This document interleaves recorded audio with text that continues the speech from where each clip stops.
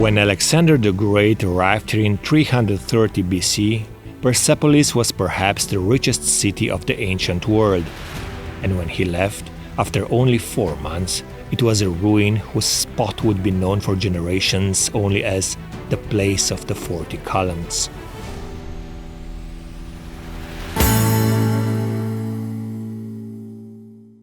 There are 500 kilometers from Esfahan to Shiraz. To save time and money, we take the night bus. It's the greatest luxury I have ever received in exchange for €5 per person. Oh, the dinner arrived. Yeah. Cucumber. What are those? The beds. A banana. Interesting.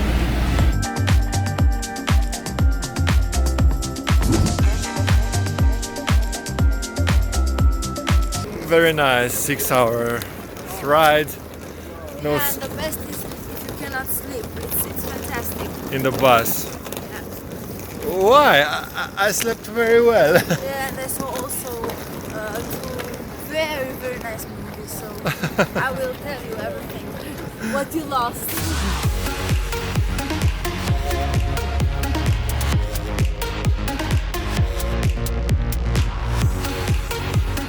From the bus we rush towards Persepolis, the place I've wanted to visit since I was a child. We have Ferdos as a guide, a perfect choice. It's very hot under the blazing sun and the temperature is over 40 degrees centigrade. Chestia asta de 10 metri înălțime din spatele nostru este efectiv fundamentul pe care s-a construit orașul. Although the Persian Empire already had 3 alternative capitals, Babylon, Susa and Ecbatana, in 518 BC, Darius the Great built Persepolis as a modern city which impressed through its luxury and opulence. I'm Xerxes, the son of Darius the Great from Achaemenian family. I ordered to build this gate of all nations in Parcel land, and before me my father was built a lot of palaces. Exactly how nowadays at the touristical sites the inscriptions are in English, in German, in French and so on and so forth. Here the inscriptions at the Gate of All Nations were in ancient Persian, in Babylonian and in Elamite.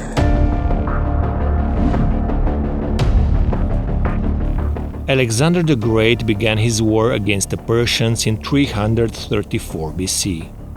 After 4 years of fights and victories from Issus to Gaugamela, he reached the gates of the city whom the ancient Western world did not even know existed. Darius III had already fled, without taking the treasures. The turncoat treasurer Tiridate opened the gates of the city to Alexander, asking for mercy. But the Greeks looted the city, killing everything their hearts desired. Legend has it that the royal treasury has held 2,500 tons of gold, and it had taken thousands of mules and camels to carry it away from here. Deci oamenii sunt foarte inventivi. În antichitate încă s-au crăpat bucata asta de piatră și au înlocuit-o și au lipit-o, adică au lipit-o. Au prins-o cu 2 nituri de metal. Da, cu metal. Aici și aici. Acum se vede. Da, și în Evul Mediu au avut nevoie de metal și de unde se le ia ei, de ce să nu le ia de la Persepolis? Pac, au luat tot ce au găsit metal și au făcut gloanțe. Everything was destroyed except for the royal palace. But by the end of the 4-month period Alexander spent here, the palace was also burnt down, the reason remaining one of the great mysteries of the ancient world. It was either an act of revenge against Persians for the burning of the Acropolis of Athens, or as a consequence of a speech the prostitute Thais made during a drinking party. In 1971, Iran's last Shah, Mohammad Reza Pahlavi, organized a grand event here, the 2500-year celebration of the Persian Empire. Numerous members of royal families and heads of state were present and were seated into the stands we can see today. So those were the seats for the celebrities in 1971.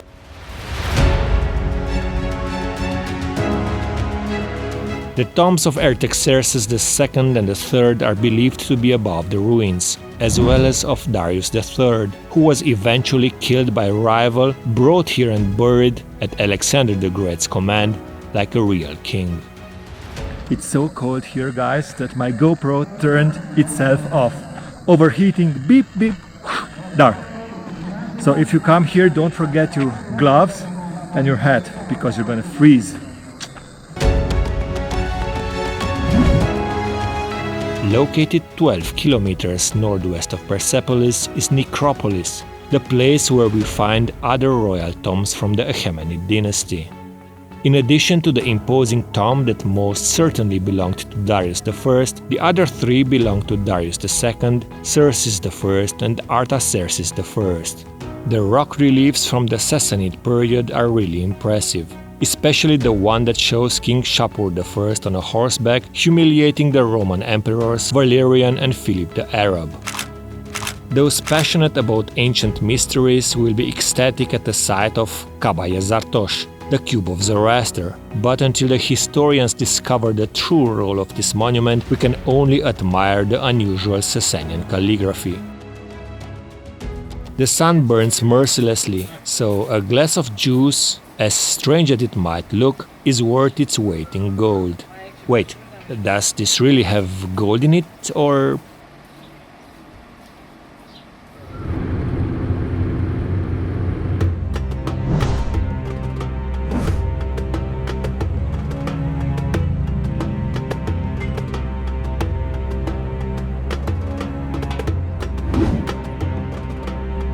We get back to Shiraz, the cultural and artistic capital of Iran.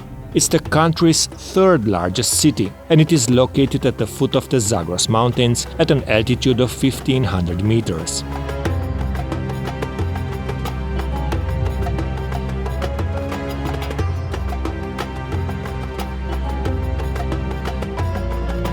So guys, if you come here, you must know that between 12 and 6 o'clock, you cannot be on the street. The city is dead, and between 2 p.m. and 5 p.m. they're having the siesta, like in Spain.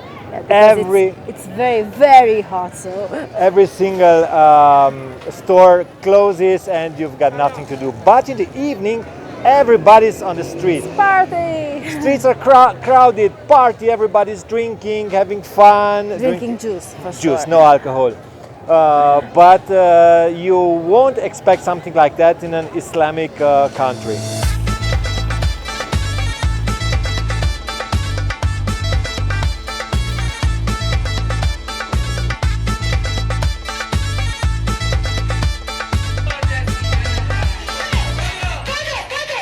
We've seen even fewer tourists here than in Tehran and Esfahan, and the locals are even more interested in meeting the foreigners who venture here. You know Romania? Yes. Because I like very much your country and the people from here. You're so nice. You're so friendly. Guys, you didn't ask the right person if you can speak, because he speaks a lot, so... Everybody wants to take photos with us. They are so friendly, the people around here. Wait a second.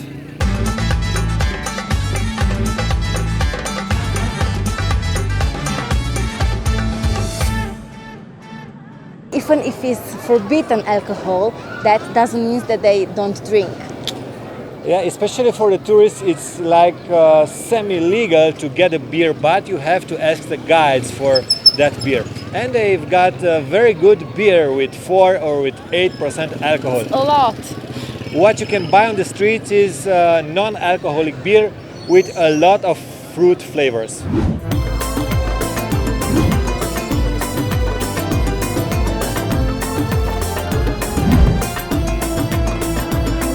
The Shiraz Bazaar is, how shall I put it, epic.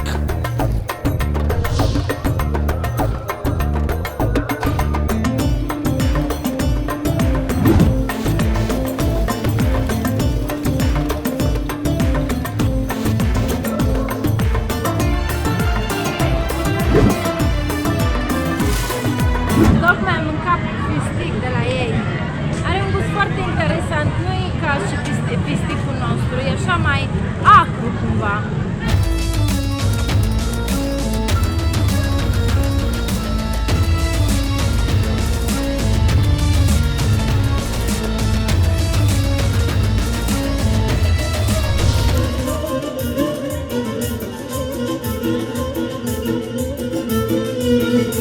Are we really in Iran? No, I don't think so. The last thing I was expecting was a tablet with a menu. Look how cheap it is. 50 cents a salad.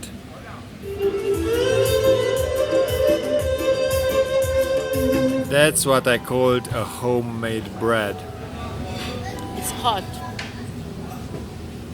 Oh. Good.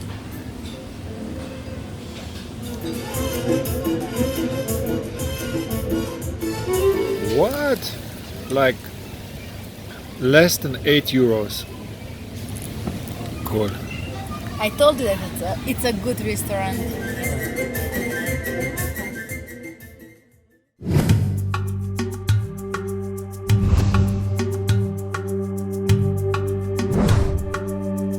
A magnet for tourists is Nasir-ol-molk, also dubbed as the Pink Mosque, due to the reddish stones used in the construction of this place of worship, as well as from the shades of pink that emerge when the morning sun rays are filtered through the dazzling stained glass windows of the prayer hall.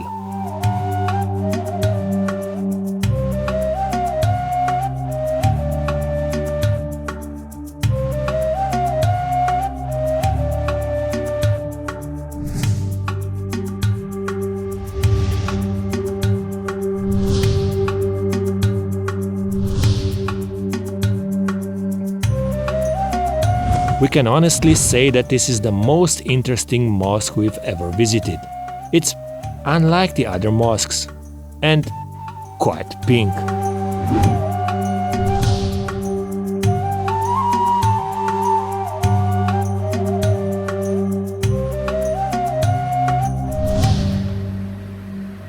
In Iran, there's a great distance between cities, making domestic flights very practical. It's quite hard to book online, but tickets bought at the airport on the spot are cheap, so we travel 1,000 kilometers to the capital by plane. In Tehran, we only have a few hours until the bus departs for Iraq.